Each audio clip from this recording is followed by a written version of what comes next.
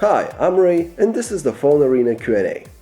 Software updates are a very hot topic in the mobile industry, and here is what a Sherbet wants to ask.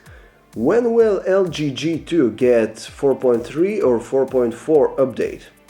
Well, LG hasn't announced anything yet, and the only indication that the G2 may receive an update to KitKat soon is a leaked document from French carrier SFR, which claimed that the 4.4 update will arrive sometime in November or December. That's rather optimistic in my opinion, but let's give LG a chance. Next up is a question by Kip Ringle. Ray, I have a couple of questions I would like to ask. Firstly, when will the Samsung Galaxy Note 10.1 2014 edition LTE be released? Secondly, if I'm using my tablet while it is plugged in, will this count towards my charge cycles? Now, as far as I know, all versions of the Note 10.1 2014 edition are already released. I don't know which market you're referring to. The Note 10.1 isn't available through carriers in the US, though you can most probably find it at some online retailer or something like that, but it's already released. With regards to your second question, I guess it depends on how long you keep your device plugged in. If it's long enough so that it receives an equal amount of power to that of one full charge, then this would probably count as a charge cycle, even though your battery isn't fully charged since you've been using the device.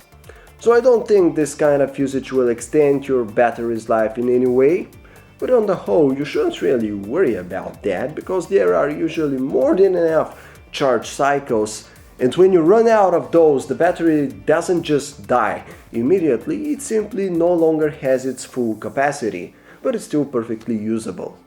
William Theodori has an interesting dilemma. Hey Ray, I would like to ask the following question.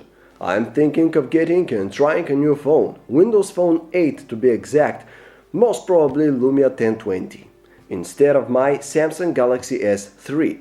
Would you recommend it? I don't care a lot for the limitation of apps on Windows Phone 8 store, thanks.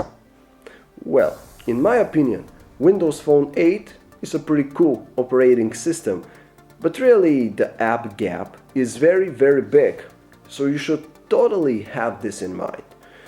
Now, I would recommend getting the Lumia 1020 only in case you absolutely want the very best camera in a smartphone.